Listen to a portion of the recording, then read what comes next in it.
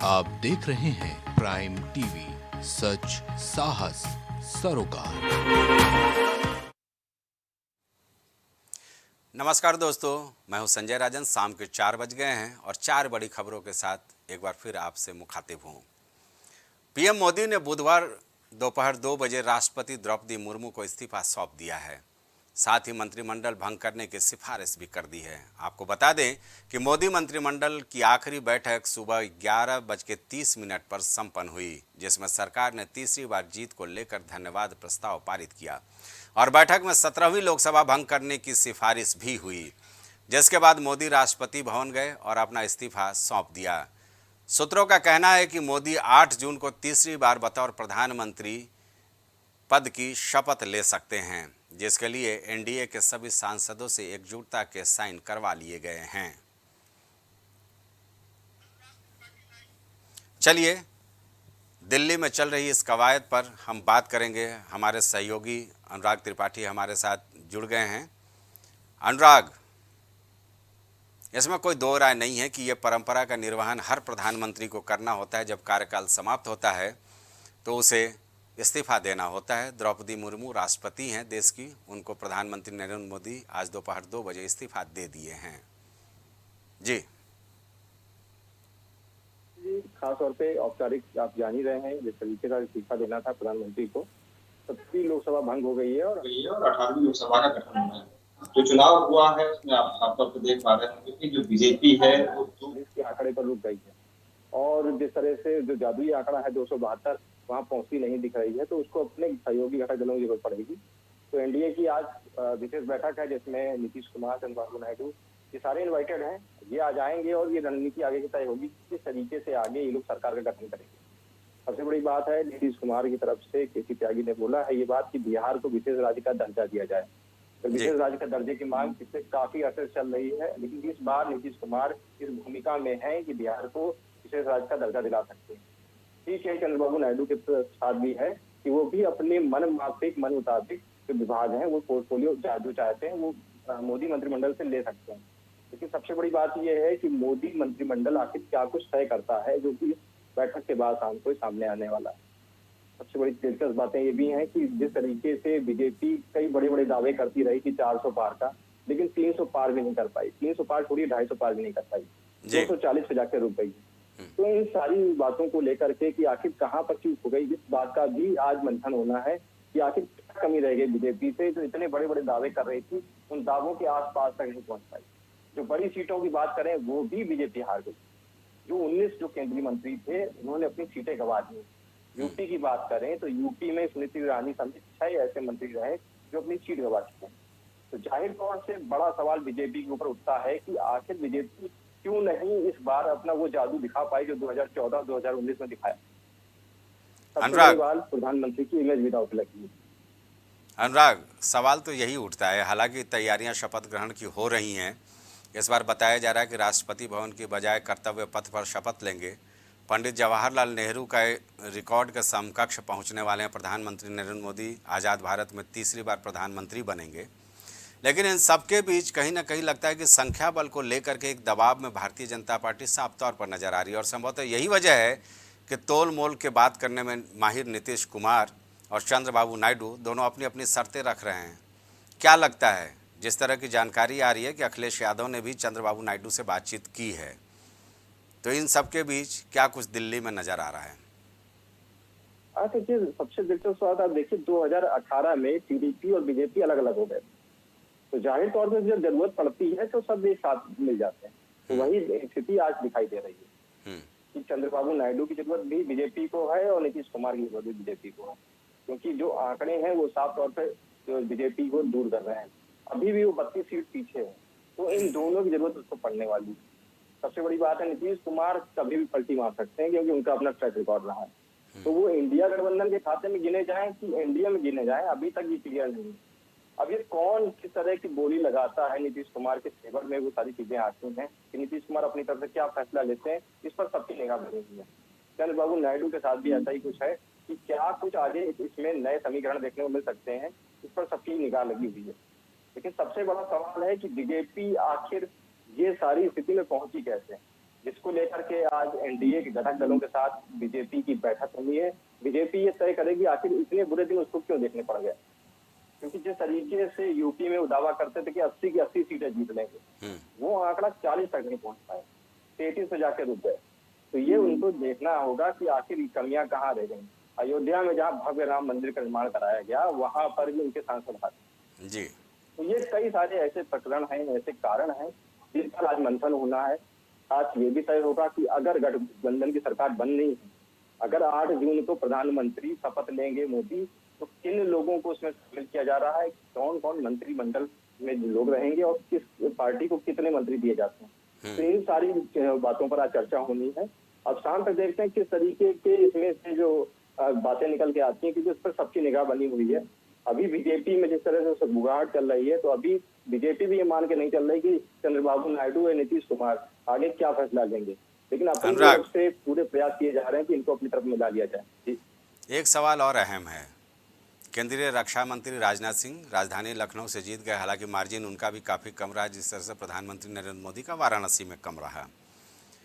ठाकुरों को नाराज़गी जो देखने को मिल रही थी, ठाकुरों की नाराज़गी जो देखने को मिल रही थी, जो एक बयान आया था विवादित, उसमें जिम्मेवारी सौंप की गई थी कि मैनेजमेंट करना राजनाथ सिंह को है।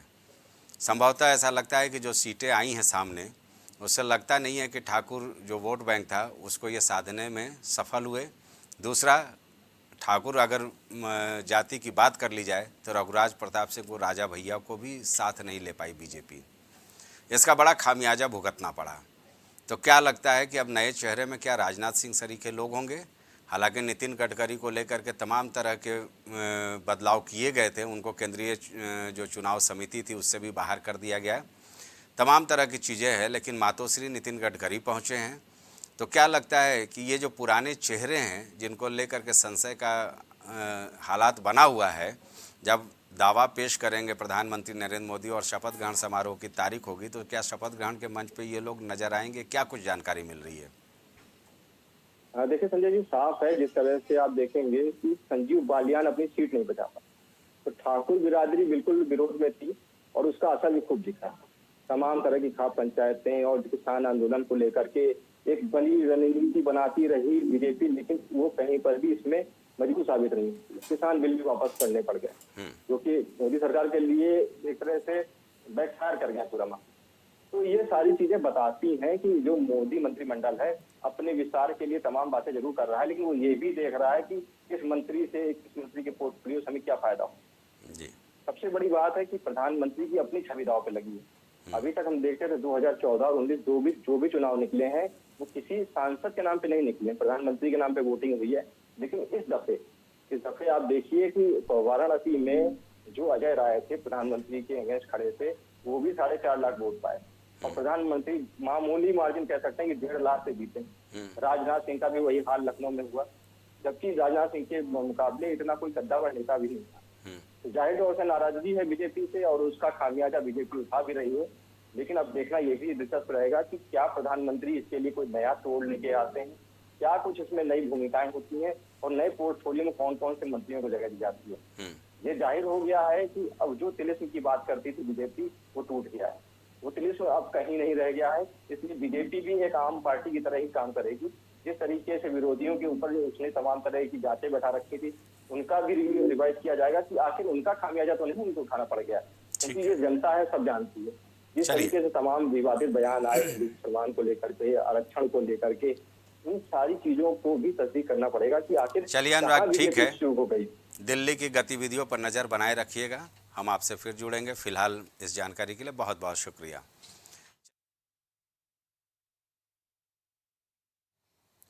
चलिए बढ़ते हैं दूसरी अहम खबर की ओर। लोकसभा चुनाव के नतीजे घोषित होने के बाद गठबंधन आगे की रणनीति तय करने के लिए आज शाम मीटिंग करने वाला है। मीटिंग में तय किया जाएगा कि गठबंधन विपक्ष में बैठेगा या सरकार बनाने की कवायद करेगा। बता दें कि इंडिया दलों की यह मीटिंग कांग्रेस अध्यक्ष मल्लिकार्जुन खड़गे के घर पर होगी। इस मीटिंग के अलावा एक मीटिंग कांग्रेस पार्टी की भी होगी। इसमें यह तय होगा कि गठबंधन के नेताओं के साथ होने वाली मीटिंग में क्या रुख अपनाना है। दरअसल कांग्रेस अध्यक्ष खड़गे ने नतीजों के बाद कहा था कि हम आगे की रणनीति मीटिंग के बाद ही बताएंगे। वहीं राहुल गांधी ने भी कहा था कि विपक्ष में बैठने या सरकार बनाने का फैसला मीटिंग में ही होना है। निश्चित तौर पर दिल्ली में इंडिया गठबंधन की कवायद चल रही है। अखिलेश यादव से लेकर तेजस्वी यादव तक दिल्ली पहुंच चुके हैं। चलिए इस खबर पर विस्तार से जानकारी लेने के लिए हमारे संवाददाता राजेश यादव हमारे साथ जुड़ गए हैं। जानने की कोशिश करेंगे। राजेश, जिस तरह की गठबंधन की कवायद चल रही है, क्या कुछ लग रहा है, क्या कुछ तय हो सकता है, क्या कुछ फैसला हो सकता है? क्योंकि इस बैठक पर ही सबकी निगाहें टिकी हुई हैं। इसी में यह फैसला होना है कि इंडिया गठबंधन की आगे की रणनीति क्या होगी। बिल्कुल, जिस तरीके से देखा जा रहा है कि आज इंडिया गठबंधन की मीटिंग होनी है और खड़गे की आवाज से मीटिंग होनी है। जाहिर बात है कि उसको देखते हुए सभी जो इंडिया गठबंधन के घटक दल हैं वो सारे घटक दल आज दिल्ली में पहुंच चुके हैं और 6 बजे मीटिंग होगी। अब मीटिंग होने के बाद जैसे कि खड़गे ने कहा था कि और राहुल गांधी ने भी कहा था, मीटिंग होने के बाद ही हम कोई निर्णय लेंगे, हमें क्या करना है, हमें सरकार बनाना है या कोई और करना है। जो भी दिशा निर्देश है, लेकिन वो मीटिंग होने के बाद ही दिया जाएगा। और दूसरी चीज आपको बता दें, जिस तरीके से इंडिया गठबंधन मजबूती के साथ इस बार चुनाव में उभर कर आई है, कहीं कहीं देखा जाए तो उसका नतीजा यही है कि उसके लिए आज जो मीटिंग हो रही है, खास करके वो आज राहुल गांधी ने भी कह दिया था कि हम इस पे निर्णय ले सकते हैं कि हमें सरकार बनाना है कि नहीं बनाना है। तो शाम को 6 बजे जब मीटिंग होगी, मीटिंग होने के बाद ही सारी चीजों पर पानी का दूध पानी का पानी हो जाएगा। जी राजेश, एनडीए और इंडिया गठबंधन दोनों के अगर जीते हुए सीटों की बात कर ली जाए तो एनडीए सरकार बनाने के बहुत करीब है, जबकि इंडिया गठबंधन को अभी काफ़ी कवायद करने की आवश्यकता पड़ेगी। लेकिन इस बीच जो जानकारी मिल रही है कि अखिलेश यादव ने चंद्रबाबू नायडू से संपर्क किया है, जो उनको जिम्मेवारी दी गई थी। इसके अलावे नीतीश कुमार से भी बातचीत की जिम्मेवारी अखिलेश यादव को दी गई है, जो सूत्रों के हवाले से खबर आ रही है। तो क्या ये कवायद कहीं कारगर होती हुई नजर आ रही है? क्योंकि अब तो शपथ ग्रहण समारोह की तैयारी भी चल रही है एनडीए की ओर से। बिल्कुल बिल्कुल, जिस तरीके से दोनों नेताओं से अखिलेश यादव ने बात किया है, और दूसरी चीज ये है कि बात करने के अलावा भी चाहे चंद्रबाबू नायडू रहे हों, चाहे नीतीश कुमार रहे हों, इनसे अखिलेश यादव या समाजवादी पार्टी कहें कि समाजवादी पार्टी से काफी पुराना रिश्ता रहा है, काफी पुराना संबंध रहा है। जो स्वर्गीय नेताजी मुलायम सिंह यादव थे, उनसे भी काफी पुराना संबंध था। तो जाहिर सी बात है कि उन सारे संबंधों को देखते हुए अखिलेश यादव ने एक बार फिर से दोनों नेताओं से बातचीत की है। और कहीं न कहीं अगर देखा जाए तो अभी दोनों नेता जो है अपने पत्ते नहीं खोले हैं। तो जाहिर तक दोनों नेता अपने पत्ते नहीं खोलते हैं, तब तक ना ही जो एनडीए गठबंधन है, ना ही वो सरकार बना सकता है, और ना ही जो इंडिया गठबंधन है वो सरकार बना सकता है। लेकिन दोनों नेता जिसके पक्ष में, जिसके पाले में जाएंगे, उसी की सरकार बनेगी। लेकिन अभी जैसे दोनों पार्टियों की मीटिंग होनी है, दोनों पार्टियों की मीटिंग में अभी भी देखना होगा कि दिलचस्प होगा कि दोनों पार्टियों की मीटिंग में दोनों नेता चाहे नीतीश कुमार की बात करें, चाहे चंद्रबाबू नायडू की बात करें, किसकी मीटिंग में दोनों नेता पहुंचते हैं। तो जाहिर सी बात है कि, लेकिन एक चीज और आपको बता दें कि मीटिंग में पहुंचने के बाद भी कुछ कहा नहीं जा सकता, क्योंकि नीतीश कुमार कई बार पलट चुके हैं, तो कुछ कहा नहीं जा सकता। मीटिंग में जाने के बावजूद भी नीतीश कुमार फिर से पलट सकते हैं। और कहीं कहीं अगर देखा जाए तो अगर नीतीश कुमार और चंद्रबाबू नायडू अगर पलटते हैं तो कहीं कहीं फिर इंडिया गठबंधन में ही वो जाकर स्थान लेंगे दोनों नेता। लेकिन राजेश, कवायद तो इस बात की भी चल रही है, नितिन गडकरी मातोश्री पहुंचे हैं उद्धव ठाकरे के पास। एक शर्त तो ये भी दिया जा सकता है कि शिवसेना को उसका मूल जो चुनाव चिन्ह था वो वापस कर दिया जाए और उद्धव ठाकरे को महाराष्ट्र में मुख्यमंत्री पद का पेशकश कर सकती है भारतीय जनता पार्टी। तो एक बड़ा बदलाव तो ये भी संभावित नजर आ रही है। बिल्कुल बिल्कुल बिल्कुल, ये भी बहुत बड़ा संभावित नजर आ रहा है कि उद्धव ठाकरे को जिस तरीके से उनका चुनाव चिन्ह ले लिया गया था, और उनको अगर वापस दिया जाता है और वहां महाराष्ट्र में उनको बड़ी जिम्मेदारी अगर दी जाती है बीजेपी की तरफ से, तो कहीं न कहीं देखा जाए तो उद्धव ठाकरे भी आ सकते हैं। दूसरी चीज आप बता दें कि चाहे उद्धव ठाकरे की बात करें, चाहे नीतीश कुमार की बात करें, या चंद्रबाबू नायडू की बात करें, इन सारे नेताओं को बीजेपी जो है लॉलीपॉप देने की कोशिश करेगी। लेकिन वही अगर आपको बता दें कि जिस तरीके से जेडीयू के जो केसी त्यागी हैं, उन्होंने साफ साफ कह दिया है कि अगर बिहार को विशेष दर्जा अगर बीजेपी अगर देती है, वादा करती है देने के लिए, तो हम फिर बीजेपी के साथ गठबंधन कर सकते हैं, बीजेपी में शामिल हो सकते हैं। लेकिन अगर विशेष दर्जा अगर नहीं बिहार को दिया जाता है, तो हम पहल नहीं करेंगे और ना ही चलिए, बीजेपी में हम शामिल ये तो होंगे। चुनावी मंच से राजेश कई बार अमित शाह और जेपी नड्डा तक बोल चुके हैं कि बिहार को विशेष राज्य का दर्जा दिया जाएगा। लेकिन एक अहम सवाल और है, इंडिया गठबंधन का एक बड़ा धड़ा है टीएमसी, तृणमूल कांग्रेस, ममता दीदी। क्या इंडिया गठबंधन की इस बैठक में ममता दीदी के पहुंचने की कोई सूचना है, या जो वो बयान दे रही थी कि हम बाहर से समर्थन करेंगे उसी मुद्दे पर वो टिकी नजर आ रही हैं? हालांकि उन्होंने ये बोला था कि बिल्कुल सरकार बनने के हालात में।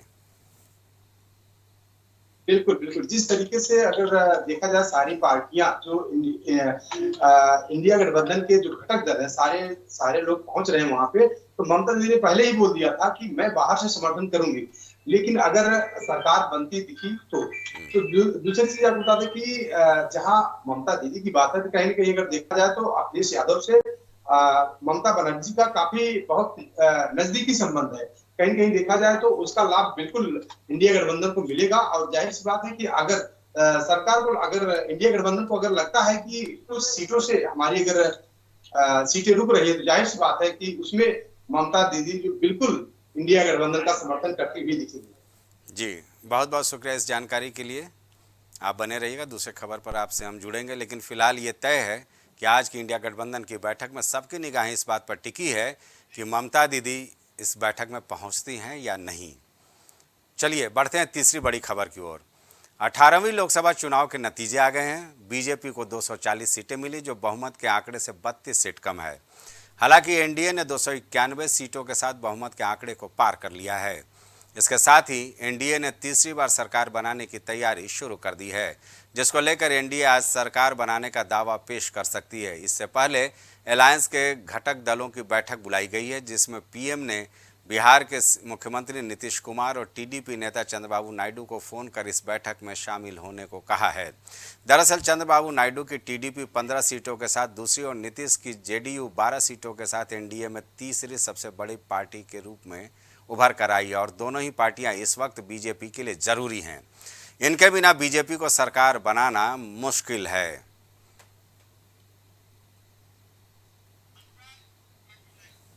क्योंकि ये पहला मौका ऐसा मिला है जब भारतीय जनता पार्टी के सामने एक बहुत ही कम मार्जिन से सरकार बनाने का जो मैजिक नंबर है वो हासिल हो पाया है।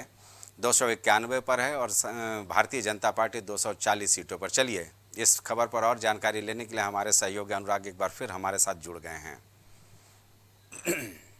अनुराग, जो संख्या बल है उसको देखते हुए हमें लगता है कि एनडीए का रास्ता बिल्कुल आसान है। इंडिया गठबंधन में कई पेचीदगियां हैं। जी, ये का रास्ता आसान जरूर है। जिस तरह से आंकड़े बयां कर रहे हैं कि 272 का जो जादुई आंकड़ा है एनडीए छू लेगी, और ये तभी मुमकिन है कि जब जिस तरह से टीडीपी की बात करें या जेडीयू की बात करें कि नीतीश कुमार भी तैयार हो जाए और इधर से साउथ से भी तमाम तरह का सपोर्ट मिल जाएंगे। लेकिन ये पॉसिबिलिटीज तब तक है और तब तक मान के चल रहे जब तक ये बैठक नहीं हो जाती है एनडीए गठबंधन की। जो आज बैठक हो जाएगी उसमें निकल के आएगा कि क्या कुछ नया बदलने वाला है, क्योंकि तमाम आंकड़े हैं जो जीतने के बाद बदल जाते हैं। क्योंकि हारने के साथ 240 पे जिस तरीके से बीजेपी रुक गई है, वो एक तरह से मोल भाव की सिचुएशन में नहीं है। वो आश्रित हो गई है अपने सहयोगी दलों पर कि अगर वो क्या करते हैं उनके फैसलों पे ये तय होगा कि एनडीए किस तरह से, जिस तरह से 8 जून की बात की जा रही है कि प्रधानमंत्री शपथ ले सकते हैं, तो ये जाहिर तौर पे ये बात सामने है कि किसी भी तरीके से अपने घटक दलों को मनाना है बीजेपी को, और उनके साथ ही सरकार बनानी है। क्योंकि बीजेपी अब वो अकेली पार्टी नहीं है कि जो चुनाव में इतनी सीटें जीत के लेके आई है ताकि यहाँ पर भी सरकार बना सके। इसी के साथ जैसे इंडिया गठबंधन है वो लगी हुई है, लेकिन इंडिया गठबंधन के पास भी वो सारे घटक दल अभी मौजूद नहीं है हाल फिलहाल कि इंडिया गठबंधन सरकार बनाने की स्थिति। टीडीपी और नीतीश कुमार तब देख रही है, तो वैसे ही इंडिया गठबंधन भी लगी है कि एनडीए की तरह से डिसाइड करने पे है कि ये सारे फैक्टर अगर हमारे साथ आ गए तो हम सरकार बना देंगे। तो सरकार की जो एक तरह से कह सकते हैं कि ना कोई सरकार का भी कोई चेहरा तय है इंडिया गठबंधन की तरह से, क्योंकि इंडिया गठबंधन अभी उस पायदान तक पहुंची ही नहीं है। अभी तक हाल फिलहाल वो इस पर ही है कि उन्हें लोगों ने वोट किया है, एक विपक्ष के रूप में उन्हें बड़ी ताकत दी है। लेकिन सबसे बड़ी बात है कि कोई भी ये मौका छोड़ना नहीं चाहता। तो अगर कोई बहुत बड़ा मौका ये छोड़ना नहीं चाहता तो इंडिया गठबंधन हो या फिर एनडीए ब्लॉक हो, दोनों ये चाहते हैं कि किसी भी तरीके से उनकी सरकार बन जाए। अगर सरकार बनती भी है तो जिन सहयोगी दलों के हिसाब से सरकार बनेगी उनकी एनडीए को भी सुननी पड़ेगी और इंडिया ब्लॉक को भी सुनना पड़ेगा। तो जाहिर तौर पे इस पर मंथन चल रहा है कि आगे की रणनीति क्या होगी, और दोनों जिस तरीके से गठबंधन है, ब्लॉक है, ये तय करने में लगे हैं कि अगर हम अपने सहयोगी दलों को लाते हैं तो उनको ऐसा क्या कुछ पोर्टफोलियो ऑफर करें ताकि वो मान जाए। तो यहाँ पर देखना ये भी दिलचस्प रहेगा कि आज की बैठक के बाद शाम तक क्या कुछ निकल के आता है। अगर एनडीए जिस तरह से मजबूती से चुनाव करने की बात करती रही और जिस तरह से आपने बिहार में देखा और जिस हिसाब से चंद्रबाबू को देखा, तो ये सारी बात दिखाई देती है कि कहीं ना कहीं बीजेपी को तमाम जो बातें जो आज तक नहीं स्वीकार करती है अब वो स्वीकार करनी पड़ेगी। जी संजय। यानी कुल मिलाकर ये कहा जा सकता है कि अभी असमंजस बेशक है, लेकिन एनडीए निश्चित तौर पर सरकार बनाने के बहुत करीब नज़र आ रही है। बहुत बहुत शुक्रिया अनुराग इस जानकारी के लिए। निश्चित तौर पर दिल्ली की कवायद सबकी निगाहें टिकी हुई हैं क्योंकि जनता ने जनादेश दे दिया। चलिए चौथी बड़ी खबर की ओर बढ़ते हैं। 2024 के लोकसभा चुनाव का परिणाम आ चुका है, इसके साथ ही बयानबाजी भी शुरू हो गई है। बिहार के मुख्यमंत्री नीतीश कुमार की पार्टी ने साफ कह दिया है कि बिहार को स्पेशल स्टेटस का दर्जा मिलना चाहिए। आपको बता दें कि ये मांग जेडीयू के प्रवक्ता केसी त्यागी ने की है। केसी त्यागी ने कहा कि आज दिल्ली में एनडीए की बैठक है जिसमें एनडीए गठबंधन के नेताओं को बुलाया गया है और नीतीश कुमार भी इसमें शामिल हो रहे हैं। नरेंद्र मोदी को प्रधानमंत्री बनाने के सपोर्ट में जेडीयू की तरफ से पत्र भी दिया जाएगा। आपको बता दें कि विशेष राज्य का दर्जा दिए जाने की मांग चंद्रबाबू नायडू की पार्टी के तरफ से भी की जा रही है। अब देखना ये होगा कि क्या जेडीयू की इन मांगों को स्वीकार किया जाएगा या नहीं। फिलहाल ये तो तय है कि संख्या बल इतना नहीं है भारतीय जनता पार्टी या एनडीए के पास, जिसकी वजह से जेडीयू और टीडीपी दोनों दबाव की राजनीति पर काम करने की कोशिश करेंगे। अमूमन राजनीति में ऐसा होता रहा है। हमारे सहयोगी राजेश हमारे साथ जुड़ गए हैं, उनके पास चलेंगे और इस संबंध में उनसे जानकारी लेने की कोशिश करेंगे। राजेश, अमूमन ऐसा होता है कि जब संख्या बल कम हो और वैसाखी के सहारे सरकार बनाने की कवायद होती है तो छोटे दल होते हैं वो भी सवा शेर साबित हो जाते हैं। नीतीश और चंद्रबाबू नायडू कुछ ऐसा ही करते नजर आ रहे हैं। पहले ही उन्होंने मांग रख दी है कि उन्हें विशेष राज्य का दर्जा मिलना चाहिए, चाहे आंध्र प्रदेश की बात हो या बिहार की। बिल्कुल,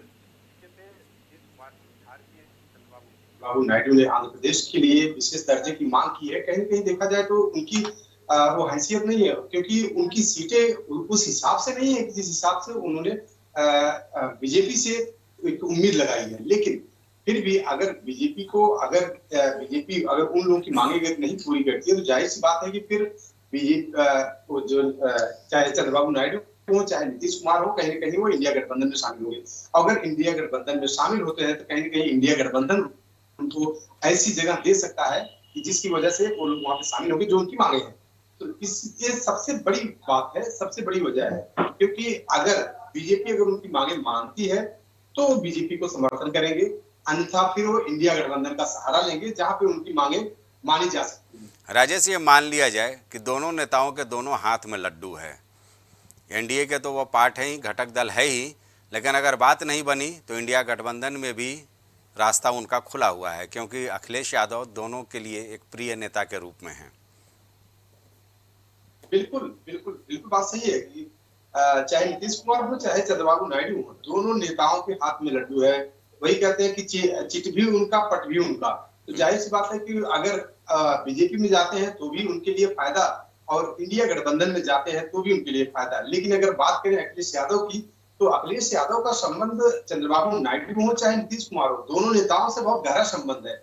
यहाँ तक कि आपको बता दें कि अखिलेश से ही नहीं, उनका गहरा नाता नेताजी मुलायम सिंह यादव से था। तो जाहिर सी बात है कि उस जो उनका संबंध था नेताजी से, तो कहीं न कहीं मुझे लगता है कि उसका फायदा अखिलेश यादव को मिल सकता है। और अखिलेश यादव दोनों नेताओं से संपर्क भी कर चुके हैं। तो कहीं न कहीं अगर देखा जाए तो अगर बीजेपी के पक्ष में अगर करवट करते हैं चंद्रबाबू नायडू और नीतीश कुमार, तो फिर एनडीए गठबंधन की सरकार बनती है। अन्यथा अगर एनडीए गठबंधन के साथ में उनकी मांगे अगर नहीं मानी जाती है, नहीं पूरी होती है, तो कहीं कहीं देखा जाए तो फिर वो इंडिया गठबंधन का सहारा लेंगे और उसके बाद इंडिया गठबंधन जो है सरकार बनाएगी। चलिए, ये तो निश्चित तौर पर देखने को मिल रहा है। आज तेजस्वी और नीतीश कुमार एक ही विमान से दिल्ली पहुंचे हैं, वो भी तस्वीर थी। क्या कुछ जानकारी मिल रही है कि दोनों के बीच में कोई गुफ्तगू हुआ क्या? बिल्कुल बिल्कुल सुनील जी, अगर बात करें नीतीश कुमार और तेजस्वी यादव की, तो दोनों नेता एक विमान से आने का मतलब, दिल्ली एक विमान से आने का मतलब है कि कहीं न कहीं कोई कोई गुफ्तगू रास्ते में जरूर हुई है विमान में। क्योंकि अगर उनको अलग अलग अगर आना होता तो कहीं न कहीं अगर देखा जाए तो नीतीश कुमार अलग विमान से आते और तेजस्वी यादव अलग विमान से आते।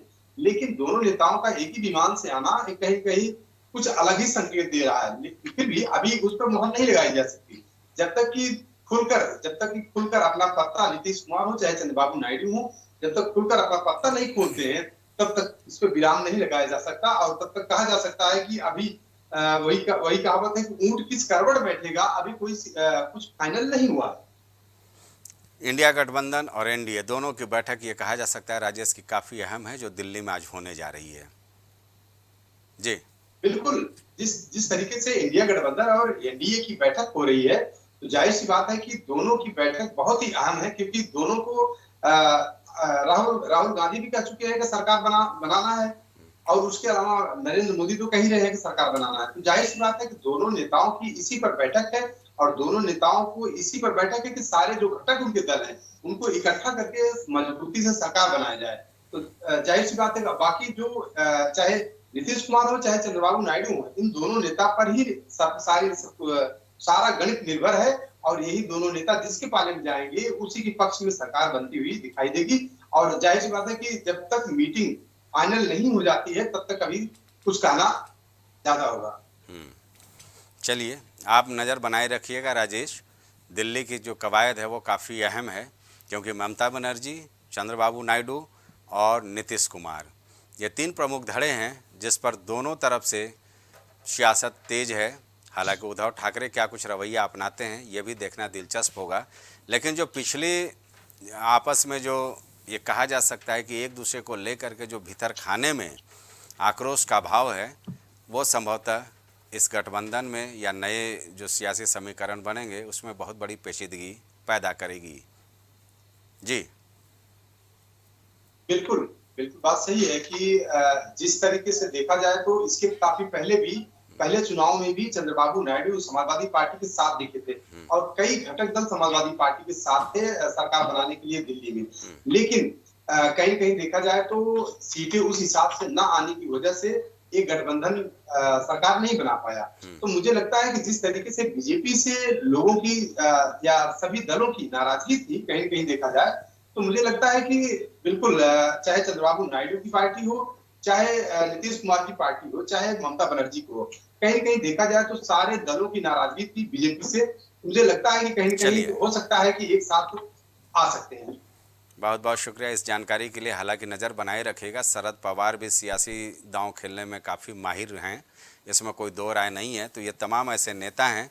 देखने वाली बात होती है कि इंडिया गठबंधन में कौन नज़र आता है और कौन नहीं। फिलहाल ममता दीदी पर सबकी निगाहें हो गई कि क्या वो दिल्ली आती हैं, या फिर कल जो उन्होंने बयान दिया था मोदी जी का इस्तीफा की पेशकश की थी, आगे उनकी क्या रणनीति होती है। फिलहाल 4 बजे की 4 बड़ी खबरों में इतना ही। मुझे दीजिए इजाज़त। देश दुनिया की बाकी खबरों के लिए प्राइम टीवी के साथ जुड़े रहिए। नमस्कार। कुछ भाव पुष्प। आप देख रहे हैं प्राइम टीवी, सच साहस सरोकार।